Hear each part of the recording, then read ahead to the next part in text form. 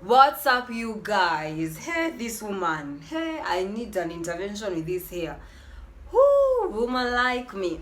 Woman like me. Guys, let me tell you where.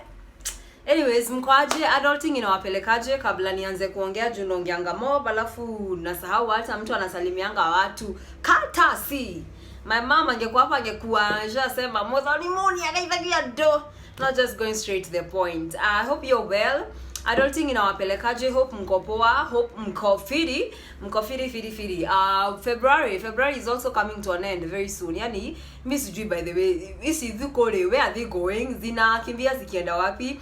But I hope you're well. So nice to see you pass by here. Thank you guys for the support so far. I totally appreciate it. We are at how many subscribers? Is it 2 months or 3 months later?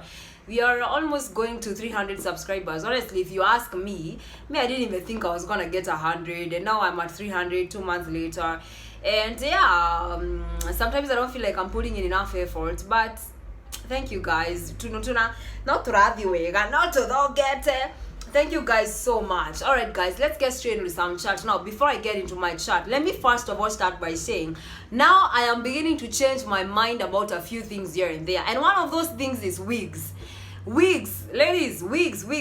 And honestly, I used to be the kind of person that says, mi siwezi vaa wig, mi naonanga sijui naonanga watu wakivaa naona zinakaa poa, but mi niko na mtu akikuja nitoe na mtu na joto na but nowadays the wigs are actually, they look good. Manze wigs za siku hizi zinatesa. They are fires, they really look good. I was with that kind of a person, I'm like, me says if we go spend the weave and all that. But I think ladies, I'm beginning to understand why you guys love wigs. And I think, hey, me penye by the nywele imenifikicha.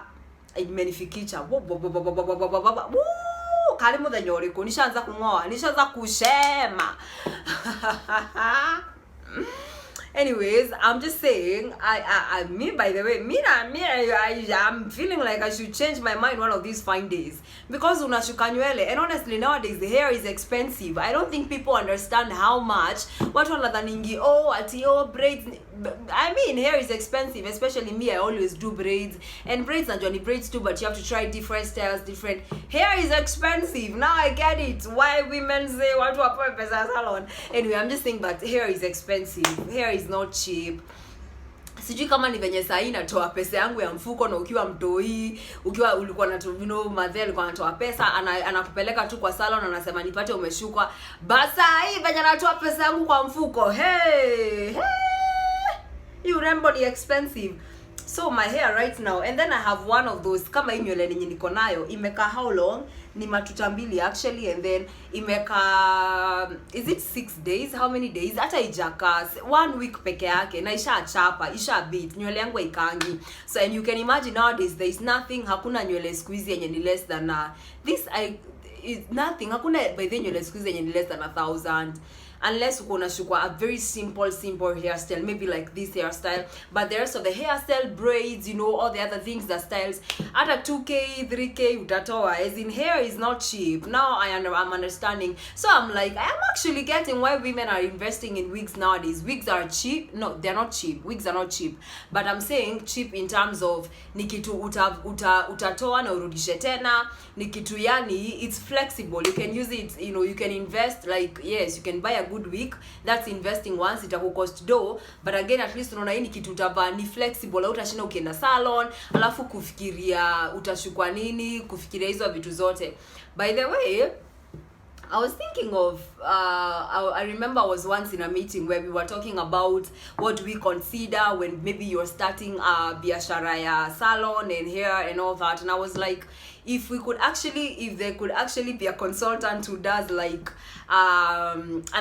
wewe usifikirie, anakuangalia tu nywele yako, texture yako, anakuambia hii ndio hairstyle unafaa kushuka, this is what you're supposed to do. Work would be easier.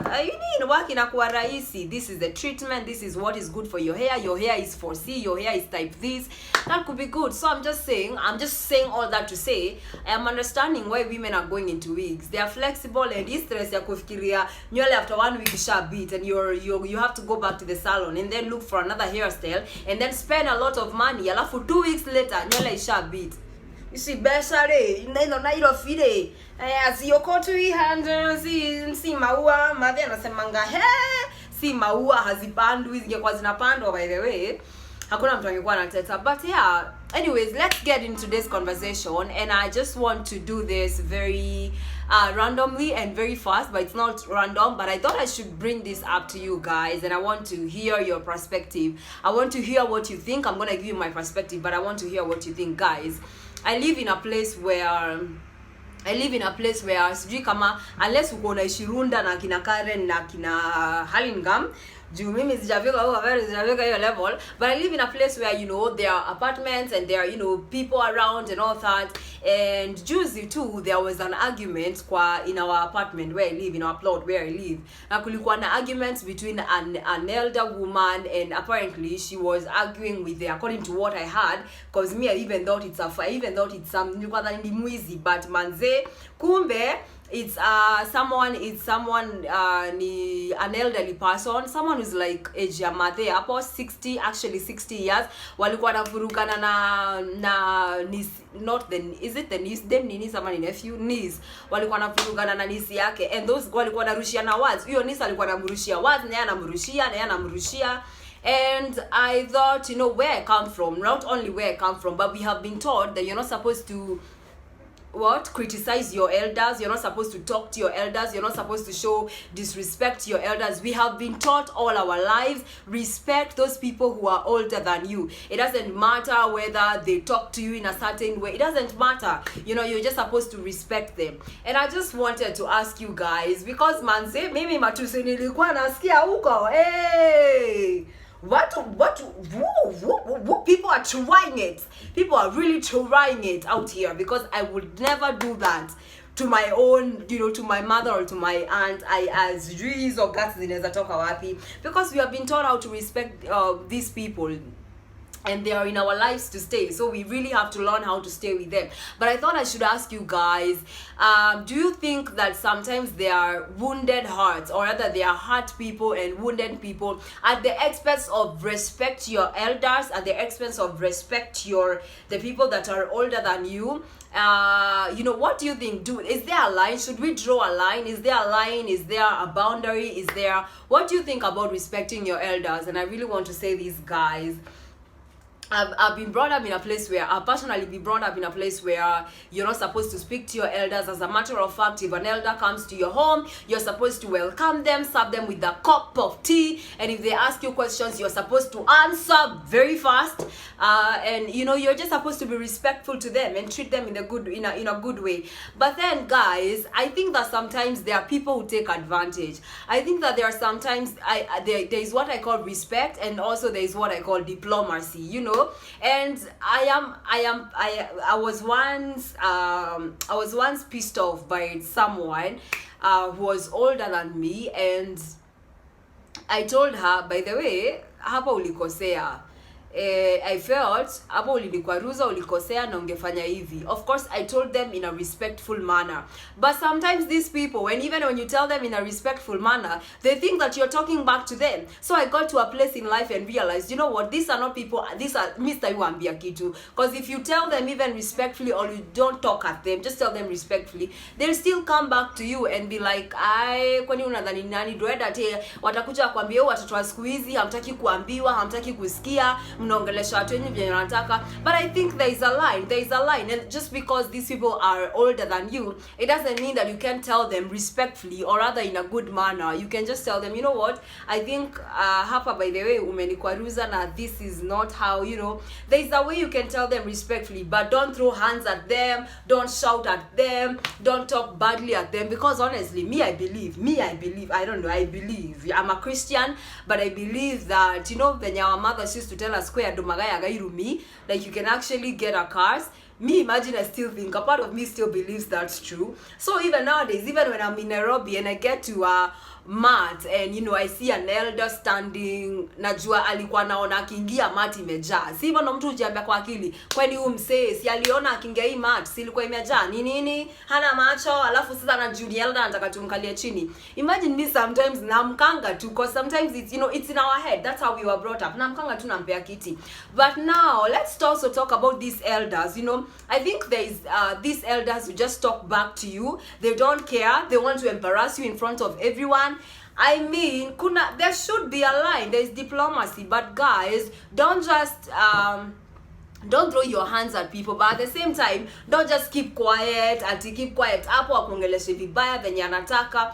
I believe that respect is earned. I believe that respect is earned, and it is reciprocal, and it is a two-way thing. And of course, kuna place inafikanga, you just draw the line and just shut up and say, you know what, I'm not gonna stoop down to that level, or you know, and they just let you go. But then I think tumefika a place as a society where, due to member respect your elders, they talk at us, they just tell us what they want, wanakuambia kenye wanataka. Mtu anatoka tu na huko anakupea advice huku uliza, mtu anakuja na kuongelesha tu hivyo. But because in our minds as a society tumemwambia respect your elders, wewe unakatu hapo umenyamaza. And I think that sometimes when we keep quiet and allow people to tell us the same things over and over again, and allow people to treat us a certain way over and over again, they always think they have a right. They always think they can tell you whatever they want. But I think it's important, I know this is me. I think it's important to just, you know, tell an elder, you know what, I've heard you, and this I've heard what you've said, but I don't agree with you, and tell them respectfully, tell them politely, correct them, politely, you know. And yeah, so when I had that argument in our apartment, guys, I was like, wow, dem akona nini, akona guts, because I'd never do that to someone. But I don't know the side of the story, but that I don't think how she handled it was the right way. Kumrushia mikono, kumtusi, I don't think that was the right way. There is a right way where you just call someone hapo kando, moki aliyetadwa nyoba, mkaya hapo kando, and tell them, by the way, auntie, or even a friend, or even these people who we work with in our offices, they are just bosses or people that, you know, they wanna kuona uko young and they won't respect you, they won't even show you respect, they won't care, they'll just walk on you. I think it's important to tell them, to correct them politely, because sometimes I think that, you know, when you don't tell people things, they think they have a right to tell you whatever they want. So yeah, guys, that's what I wanted to talk about today. I'm just saying that I know we are we've been taught respect your elders, but I think there's a place for everyone. I think there's a place for, for us coming to a mutual agreement. There's a place of understanding. There's a place where you can just tell someone politely and correct. But I don't think I want to sit down and watch someone disrespect me over and over again in the name of an elder. So yeah, respect your elder, but if you feel they are just working on you, if you feel like they are getting into your nerves, if you feel like you have something to just, you want to let it go, or rather to let it off your shoulder, I think it's important to let them know, let them know politely, correctly, and tell them, you know what, I have heard you, I have heard all you've said, but in some way, I don't think this was right. I felt a little hurt. It's important to tell them so that they don't just assume that they can walk on you like you're, like you're nothing. So yeah, there is a place for respect, and there is respect your elders. I totally agree, you should respect your elders, but there's also diplomacy where we understand that respect is earned, where you get it. See, kutembea tu huku because you're older than someone, at no, you want to walk on them, or you can tell them anything, you can advise them, you can tell them how useless they are, how when you are their age you are better than them, you had homocard and all those things, and you just talk people. No, talk to people nicely, regardless of who they are. Waongeleshe vizuri. But also you young people, sisi young people, saa zingine tunaonanga ni kama mtu akitushwa anatusho vibaya, ni kama hatutaki kuingililiwa, ni kama, but no, if someone is just telling you in the right way, learn how to just observe and look at how it's going. And yeah, so yeah, there's a place for diplomacy and there is respect, but let's know where the line is, because manze mi argument nilisikia huko juu na shiuka ikaita idai kwa sike rumano, that was not funny. So yeah, have a nice week.